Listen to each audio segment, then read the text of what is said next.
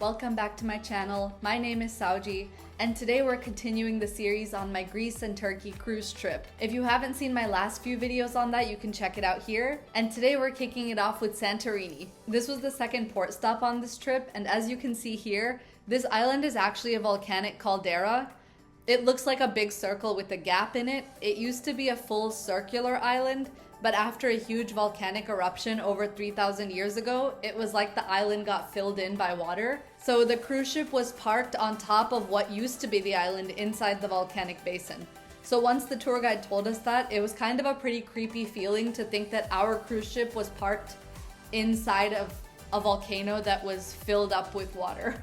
We started off the day by taking a tender boat to the island because the old port couldn't really accommodate cruise ships, which is why we were parked off somewhere else. This old port is very traditionally Greek in that it has like a walking path going up for donkeys, and it had a cable car coming down. This is actually how most of the towns in Santorini were. They were literally just like built into the rock really high up so invaders couldn't come up without having that walking path. We then got on a ferry from the old port to the new port, which is on the other side of that main island. And from there we took a bus all the way to the top of the island where we could see the view of the entire caldera from really high up. I said it before, but I'll say it again. It was so breathtaking to see our cruise ship parked in the middle of this huge circle of what used to be the whole island. You can also see the little town of Fira from up there and the two other towns in the harbor. From the top, we could also see the Santorini airport, which was cool to see the huge runways right next to the sea and built into the barren rock. Then the bus took us to Oia, it's spelled like Oia, but it's pronounced Ia, which is where you see the iconic blue domed churches. We started off in like the big main square, and essentially one side of the main square is the new town with all the Airbnbs, and the other side is the traditional old town with all the churches. There wasn't like one single photo spot. You kind of just had to walk around till you found a place where you could take the photos. We ended up walking down random alleyways and ended up going all the way to the other side of the old town before we realized we had gone too far and circled back. But we got really lucky to find a random alleyway that no one else was in so we could take photos uninterrupted.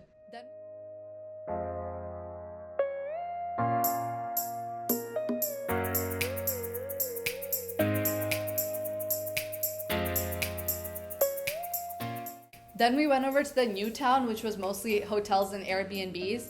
So as you can see, when you look down, all you see in this photo is mostly hotels and Airbnbs, and it's super steep too. We saw some backpackers hiring men to like carry their bags up and down all the stairs to get to their hostel. I don't even know how Google Maps was able to map this town because it wasn't even really roads. Like at some points it was really just like you go down like 3 sets of stairs and then you turn and it's a house, but then you have to like just turn again and go down 2 more stairs and then you get a different house. Like it was really just like jumbled up buildings built into barren rock. Then for our next stop, we went back up into the island to a wine tasting.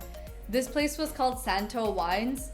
We got to taste 3 wines with an assortment of snacks, and the venue was so gorgeous. We got to see the whole caldera again from there. It just felt so Greek. Like when you see Greece in movies, like this is what that wine tasting venue seemed like. So we had 3 Santorini wines with assorted pairings.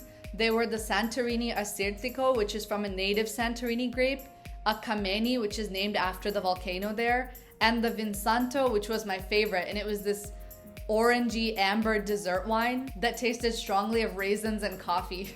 The last stop on the tour was Fira, which was the village where we originally had parked the cruise ship and that had the cable car and everything. It was another tiny town that we got lost in with the windy streets, and everything was like cobblestone built into the barren rock again.